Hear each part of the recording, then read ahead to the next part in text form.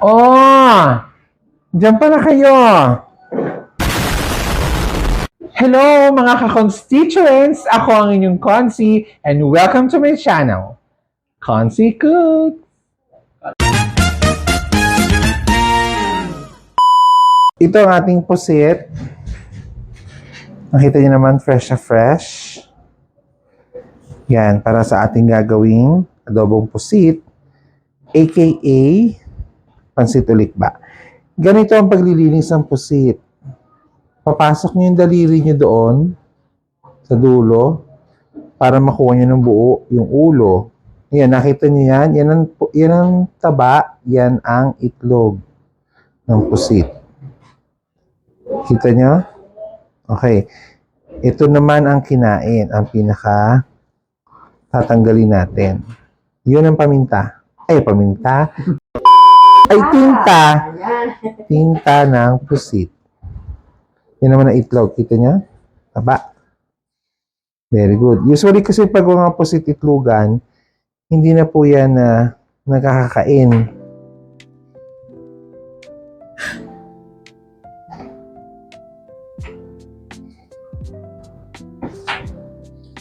Ayan ang iwan.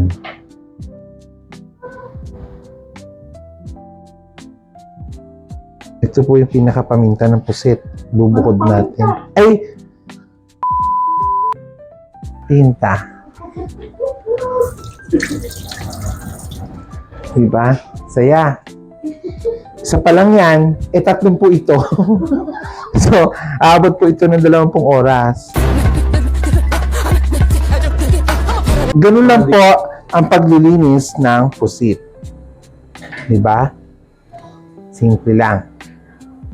Tapos kuha ka ulit, dust mo ulit dyan, ang kamay mo, hila lang ulit, tapos tanggal ng kinain, ang bituka, lagay doon yung ulo, laman. Lahat po ng pusit na ito ay itlogan.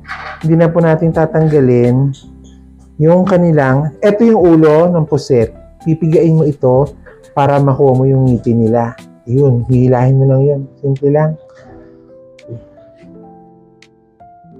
Balikan ko kayo guys, ha? Alis.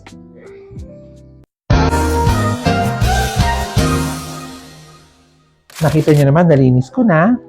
Ito po mga ricado, bawang, sibuyas, glass noodle, sotanghon, kamatis, onion leeks na hiniwa ng maliit at sandamukol na paminta. Ngayon, magluluto na po tayo. Papakita ko po sa inyo ang mabilis na pagluluto sa kusina lang ng mga nanay natin. Wow! Okay, ngayon bubuksan natin ang kalan. One click lang siyempre from Astron. Then maglalagay tayo ng mantika. Then susunod na natin sandamukol na langaw. Sandamukol na bawang. Lagay lang natin yung konti. Then hiluin natin yan. Ganyan lang, simple. Habang nakikita nyo. Then, balik ang bawang, ilagay yung sibuyas. No, paglalagyan niya ng pusit. Kaya ako nilagay dyan. Yung PA ko nakatingin lang sa akin. Ayaw kong tulungan. Abot man lamang. Okay, sibuyas. The more the merrier ang sibuyas natin, ha? Ay, sibuyasan penya! Ay, sibuyasan penya!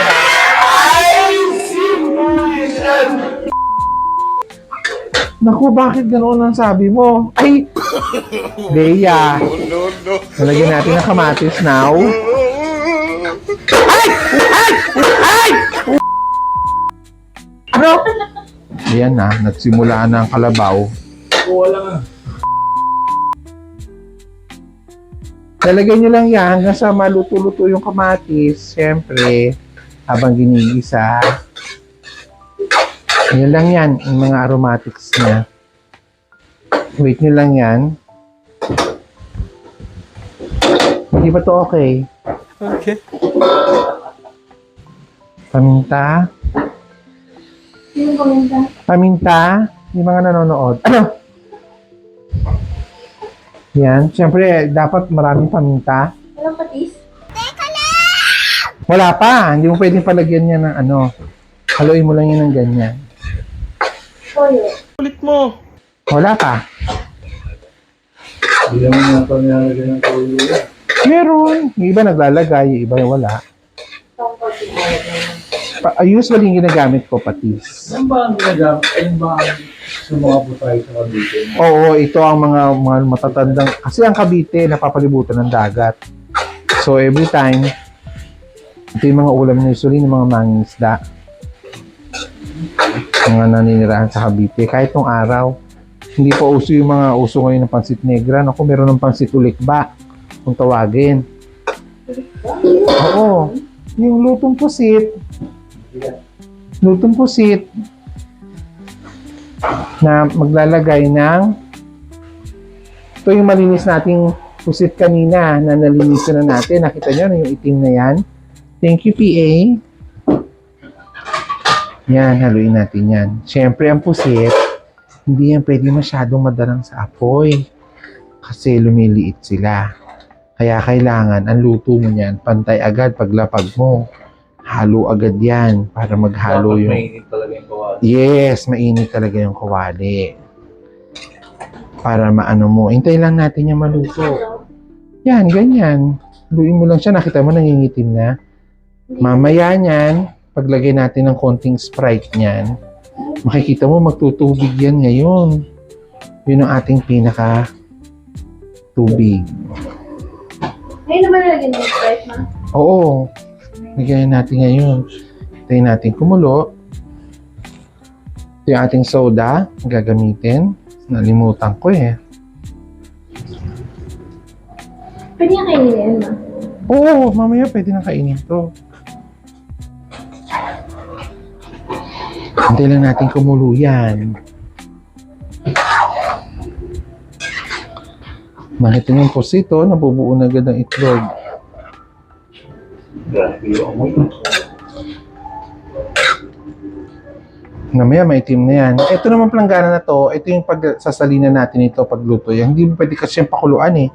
Ang may iwan lang dito yung pinakatinta niya, yung mga ulo, tapos yung laman sasalin natin doon. Yung papakukuha natin yung paulagyan natin yung suka, ganun. Quiet on the set. Quiet on the set. Quiet on the set.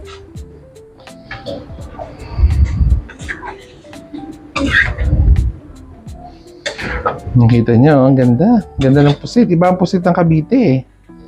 Tignan nyo, gano'ng kalalaki yan. Tapos may mga itlog lahat yan. Iba rin siyempre ang presyo, pero makita nyo iba yung quality. Fresh na fresh. Parang, alam nyo na. Oh my God! Wow!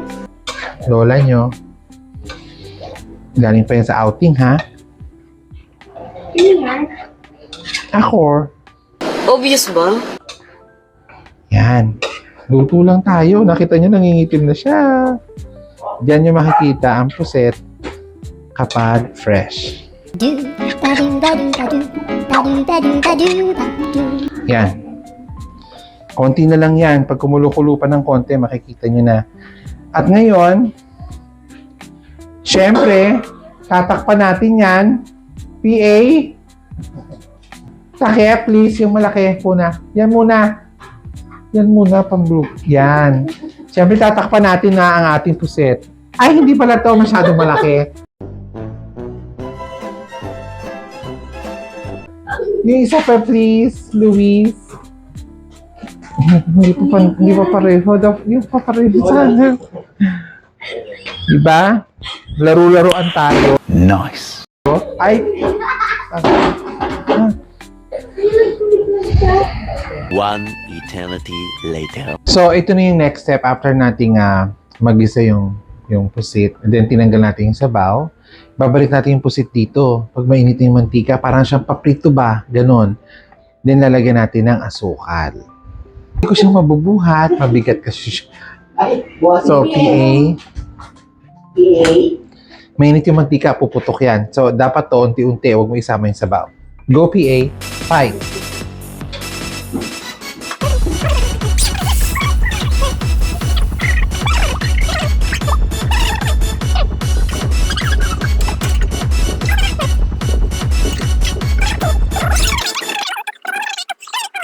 Yan, ganito kami sa kusina, di ba? Saya, kahit pagod-pagudan, kahit, kahit oily na yung face, luto pa rin tayo ng favorite nating adobong pusit, aka pansit ulikpa. Yan, with a twist. There you go. Yan. Great. Thank you, PA. Palakpakan. Ay, pwede na to. Ano? 12 seconds later. Hi, welcome back to me. Yeah, boy. After 25 minutes, eto na yung tsura niya. Ito na yung tsura ng adobong pusit. Ngayon, nakita niyo medyo sabaw-sabaw siya, di ba? Parang ako lang masabaw. What? Yung pagluluto natin. Yan, ganyan lang siya. Bakit may sabaw? Kasi ilalagay na natin yung ating glass noodles. O yung kilala sa tawag dito sa Kabiting sotanghon. So, malinis naman ang kamay ko, pero hindi ko siya kakamayin. PA, pengen naman tinidor. Kasi mainit to, may paltos na ako. Thank you, PA. Yes. Lalagay ngayon natin to. Itong ating glass noodles, di ba? So, tatanggalin muna natin yung sabaw. Hindi natin isasama yan. Kasi masabaw na yung ating pansit. Ay, ating adobo. Lagyan natin sa isang side yan. Soak natin doon sa kumukulo. Bakit siya konti? Konti lang. Konti lang yung gawa natin. Kasi pag puro pansit, ma-overpower niyo yung pusit. Yan. So, yun na itsura natin after 25 minutes. Panghuli pa yan, be. Excited. Oh, teka lang saglit. Lagyan natin yan ngayon. Ngayon, papatay na natin to dahil luto na to. Patay na natin yan. Yung init niyan, yun ang magpapaluto sa ating sotanghon. Okay? Ito nyo naman. Tapon ba itong sabaw? Walang kwenta yan. Tubig lang yan eh. Saan mo ilalagay yan? Para sa mga taong walang kulay. My bad. I'm colorblind. Ano? Well, Para sa tubig na walang kulay. Tapon lang yan. Kasi pinagbabaran lang yan ng Kita nyo, sotanghon, luto na agad kasi ganun kainit yung tubig natin. Nakita mo? Oh, ganda! Yan, patayin na natin dahil luto na ating adobong pusit, aka pansit ulikba. Okay, dahil tapos na tayo sa ating pansit ulikba, plating na tayo ngayon.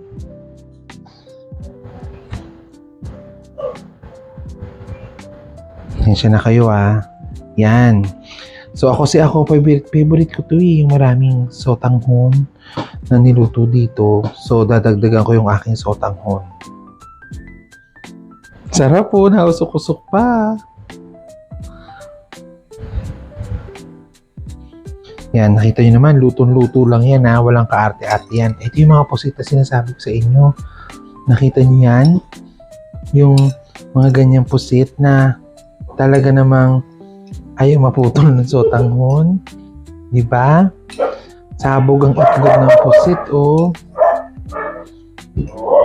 Ayan. Yung mga aso, pati mga aso nagugutom na. Naamoy nila yung luto ko. Ayan. Pasensya na kayo, mahina talaga kasi yung kanang kamay ko eh. Yan. Ngayon, pag nalagay na natin yan, pwede na natin pagsalu-saluhan yan. Siyempre, ang last touch natin ay ating murang sibuyas. Sibuyas na mura. Tara! Nagmumura ang sibuyas. Parang ako. Ay. See? Kainan na.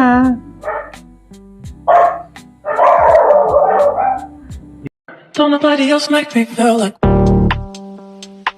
Don't nobody else make me feel like. Don't nobody else make me feel like. Don't nobody else make me feel. Mga ka-constituents, palambing naman, please hit the like button, share, and subscribe, and click on the notification bell para updated kayo sa ating mga videos. Mga ka-consi, thank you. Bye! God bless!